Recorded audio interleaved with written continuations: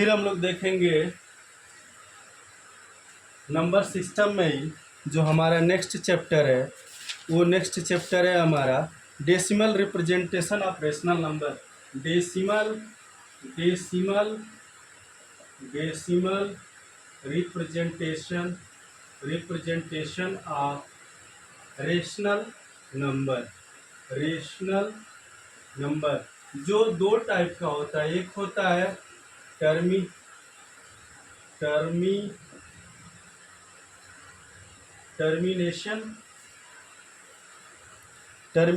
Decimal, एक होता है, दूसरा होता है रिकरिंग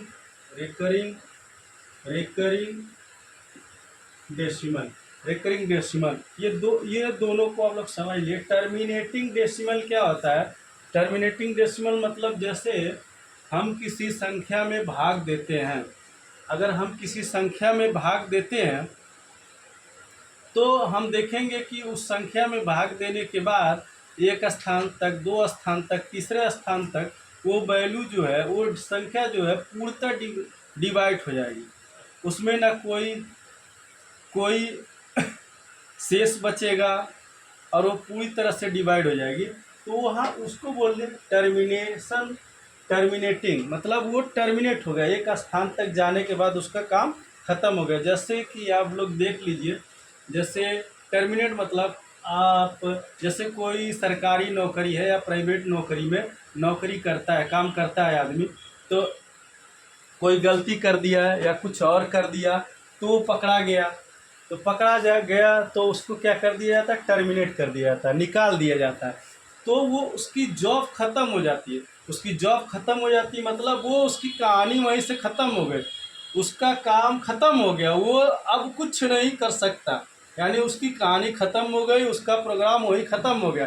तो इस तरह से इसको बोलते हैं टर्मिनेटिंग, मतलब वो टर्मिनेट कर दी गया, उसका कहानी ख़त्म हो गया। अब उसकी लाइफ लाइन वहीं तक थी, उसकी लाइफ लाइन आगे नहीं चलने वाली। तो इसको बोलते हैं टर्मिनेटिव। मतलब जैसे कि हम एक एग्जांपल देते हैं, ये 4 है, इसको हम भाग देते हैं 10, और चार से भाग देते हैं 10 में, तो हम भाग देते हैं 4 दूना 8, बच गया 2। ठीक, अब फिर हम क्या करेंगे? फिर दशमलव लगाएंगे, दशमलव लगाने के बाद फिर भाग देंगे, यहाँ एक 0 बढ़ाने के बाद 4 पंचे 20। अब ये क्या हो गया? कट गया, यानी ये टर्मिनेट हो गया, इस टर्मिनेट हो गया।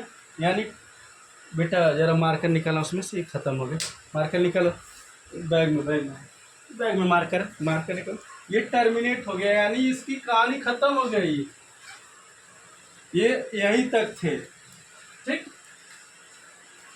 बल्लेबाजी करने आए थे, 10 रन बनाए और आउट हो गए, इनका कहानी खत्म हो गया। यानी ये सिर्फ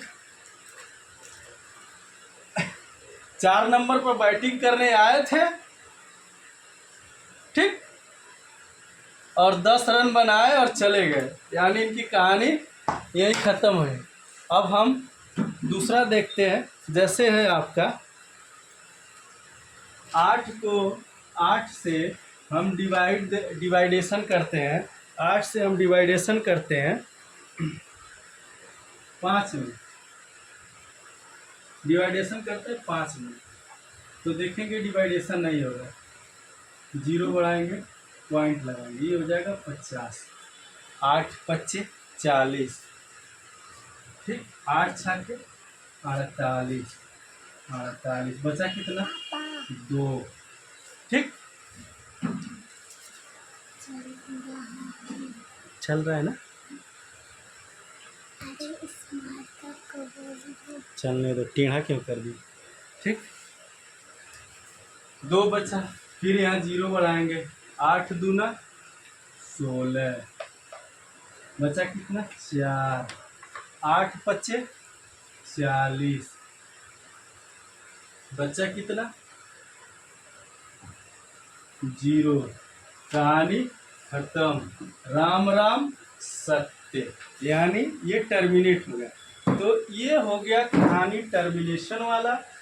और अब आपका ये हो गया कहानी टर्मिनेशन वाला, जो टर्मिनेटिंग वैल्यू होता है, जिससे हम लोग कहते हैं कि हमने किसी संख्या से भाग दिया किसी संख्या को, तो वो पूरी तरह से विभाज्य हो जाए, पूरी तरह से कट जाए, ख़त्म हो जाए डेसिमल वैल्यू में, तो उसे हम बोलते हैं टर्मिनेटिंग डेसिमल। और रेकरिंग डेसिमल क्या होता है उसको भी हम लोग समझ लेते हैं। रेकरिंग डेसिमल भी